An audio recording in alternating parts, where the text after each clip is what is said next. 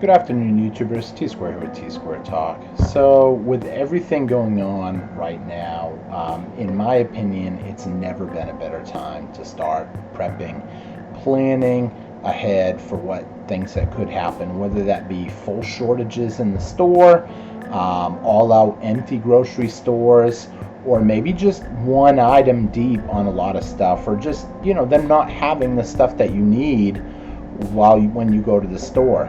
We've been seeing this more and more during the pandemic, and I think, in my personal belief, that things are only going to get worse.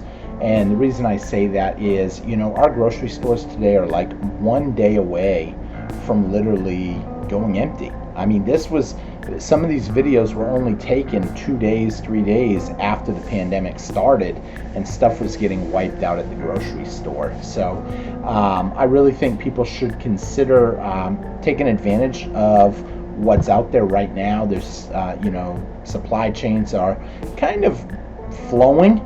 I won't say that they're back 100%, not even close, but buying a little bit extra or buying bigger packages and kind of using it is important.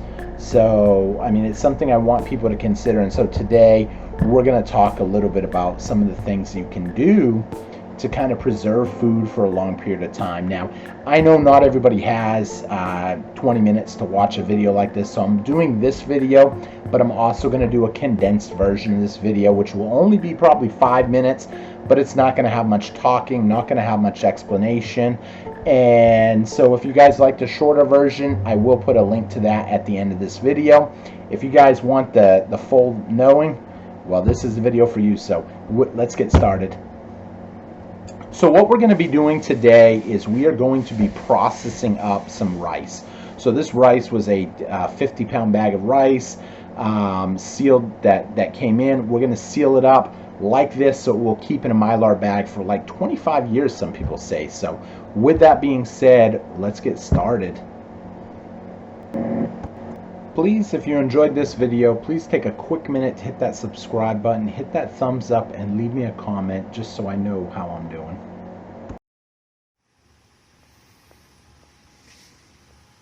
Okay, so the first thing I'm starting with is just a 5-gallon bucket. This just happens to be a bucket that I got from a restaurant. It was a pickle bucket. A buddy of mine owns a restaurant, and so I just get them from here. You don't have to use, it's not necessary, man, I can't say necessary. It's not a necessity that you use a food grade bucket that has the gaskets, but pickle buckets are common. If you go to a restaurant that does a lot of pickles, a fast food place, you can usually get these buckets from them. I will end up giving this a good thorough cleaning, get all the stickers scraped off because I'm a little OCD about stickers and stuff, and I just like it to look really nice and professional. But not, you don't have to, but you just clean out the bucket. Get any bucket. It can be a Lowe's bucket. They run like $5 at Lowe's. All the way down to free at a fast food place to anywhere in between, and that's the first step. So next thing we're going to do, get this cleaned up. Okay, so as you can see, it is all cleaned up now. Looks good, nice and brand new looking. Next thing you're going to need some Mylar bags. Now, any kind of Mylar bags will work for this. I happen to use Pack Fresh USA. You can get these online. I don't get anything, so you can use whatever you want. This is the brand that I use and that I prefer. I'm not trying to sell anybody on a specific brand. This is a 10-pack. A 10-pack runs about $30 roughly, and you do get some oxygen absorbers in here. Now these bags will actually fill this whole thing. You can put as much as you want. Now, one thing to know, I know a lot of people, we're going to be doing rice today. A lot of people will say, oh, you're supposed to freeze the rice for a couple days or a week or whatever. I've heard that before. However, if you happen to, and this is just my opinion, and I mean, a lot of other people will say this, but if there happens to be a bug in your bag of rice, it's not the end of the world. Now, what you don't want is an infestation in there. However, once you put the oxygen absorbers in and you seal it, you push out as much air. There's two ways you can do this. You can, if you don't have a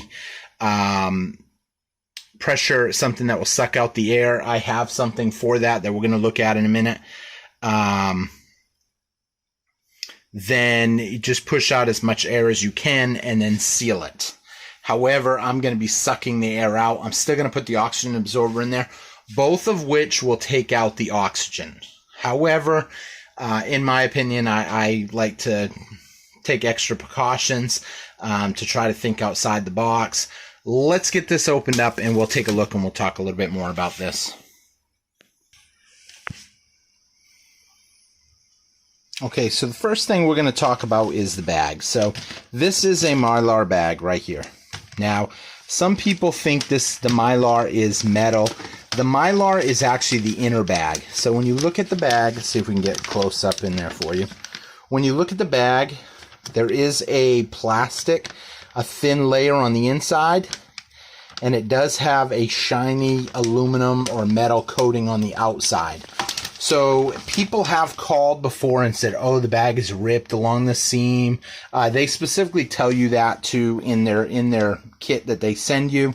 But that's not true. The inner is the Mylar. The outer is just to keep sunlight out. If you're leaving it out in the sun, I'm putting mine in a dark bucket in a dark, cool room. So we're going to put this in there and let's get this in there. Okay, so as you can see, it comes out pretty high up. That's okay. A lot of people will cut it. I don't cut mine just yet. I will cut it in a bit once I get the rice in there. I want to get as much as I can. This is actually going to sink down there more. It does go all the way to the bottom, but as you can see, there's still a lot of room in there. Once you start pouring in the rice, it's going to kind of settle in there a little bit more. So the next step we're going to do, we're actually going to put the rice in, get it poured in there, and then we'll be right back. Okay, so taking a look down in there so you guys can see. Now, I did not go all the way flush with the top. So as you can see, there's probably about 2 inches, 2.5 inches in there left over. So the next thing I'm going to do, I'm going to put the oxygen absorber in there. Now, here's the thing. Once you open up a pack of these oxygen absorbers, I'm going to show you what it's going to look like so you guys know. This is kind of important. Once you open this pack, this is a 10 pack. 10 bags, 10 packs. But the problem you could have, if you don't use these up right off, find a jar, something that you can seal them back up in, whether it's an airtight sealer or something along those lines. Because what you don't want to happen is essentially you open the bag and then ruin the other 9. So we're going to open this up and we are going to put one in there. I'm actually going to put a couple of extras in there, and I'm going to tell you why. Because I bought 1,000, I've got 1,000 packs of these. So this is 250 pack. I've still got 4 packs. I'm going to throw, these are 100 cc's. I'm actually going to throw some extra ones in there. It's not going to hurt nothing. It's going to guarantee if this bag does somehow break open, it will protect the rice even longer, keeping as much air out of there as possible. Now, the reason I'm using a bucket, some people will say, you don't have to put it in a bucket. The reason I'm using a bucket, if anything ever tries to chew through it, I've got to say that. Cat, dog, a mouse, whenever you have food stores or you prep, you run the risk of bringing in something into your house. So you want to make sure, with a bucket, it's a little harder. It's like another layer of protection there. So with that being said, I don't mind using the bucket. It's one of them things that I'd rather overthink it than underthink it. So now I'm going to throw in some oxygen absorbers. I'm going to throw one of the 2,000 counts in there. And then I'm also going to add in a couple of the 100 counts. Now, if you ordered it through who I ordered it from, they will send you a long-term food storage guide. In this guide, it's just going to explain some stuff to you, specifically what you will need for what, whether you're doing pints, quarts, gallons, half gallons, or 5-gallon buckets, and then what items you're using. I'm using rice. Rice is 35% air. According to this, they recommend 1,400 cc's. I'm going to throw in a 2,000 cc pack. I'm also going to throw in some smaller packs, some 100s, just as extra precaution in there. And then I'm going to get it sealed up. So let's get those in there first, and then we'll be right back. Okay, so important thing to note. This is what I'm using right here for my leftover ones. This is just a mason jar. It will suck the air out of there, and then it will slow down on using up air. I threw in one of the big 2000s, and I also threw in 6 of the little ones. Now the thing is, just make sure you don't eat them when you do break it open. If you sealed this properly, you might even be able to reuse these. However, when the time comes that I'm going to be popping this baby out, I'm thinking I'm probably not going to be storing a whole lot of food, because I probably won't have a lot of food at that point. So that's the deal with that. So next thing I'm going to do, I'm going to seal half this bag shut, and then I'm going to suck out the air. So you're going to see that I'm going to use basically a straight iron. I apologize, I did spill some rice.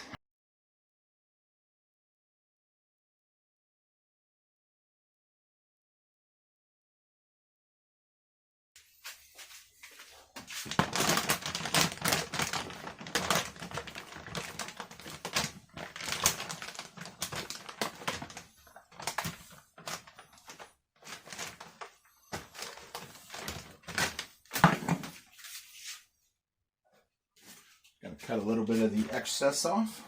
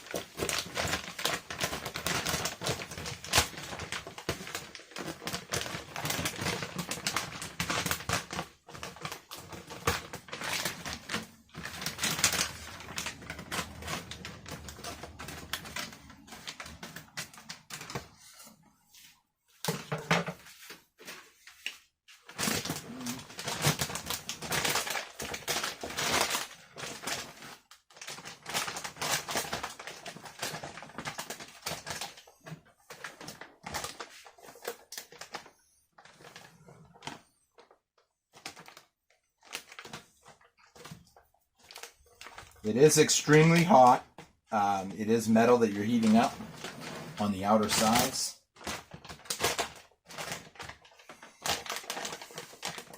How much you take off will depend on you. I don't like leaving a ton of excess on, because I like to use the extra couple inches on the top for seasoning and other stuff that will go great with it, I think.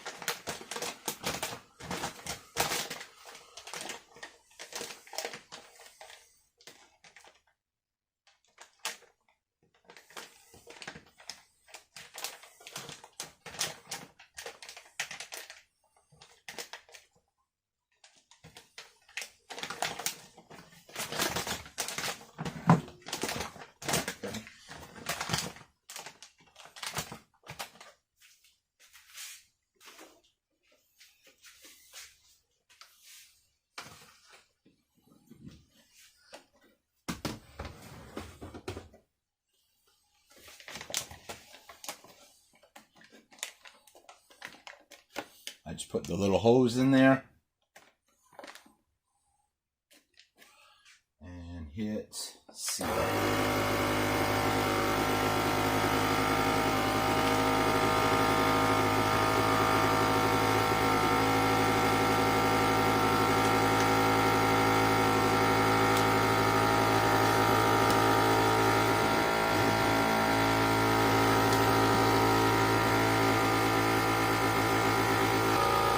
Now, a little bit of air may seep out once I pull this out. I'm aware of that.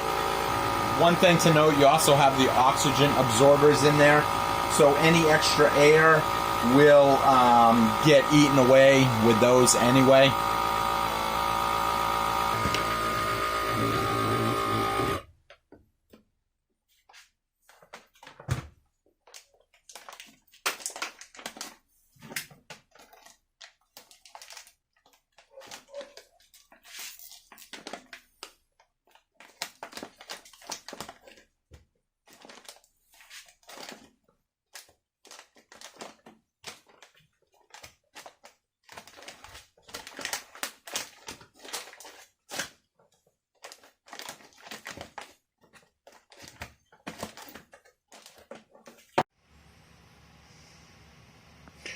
Okay, so this is what it's going to look like a few hours later.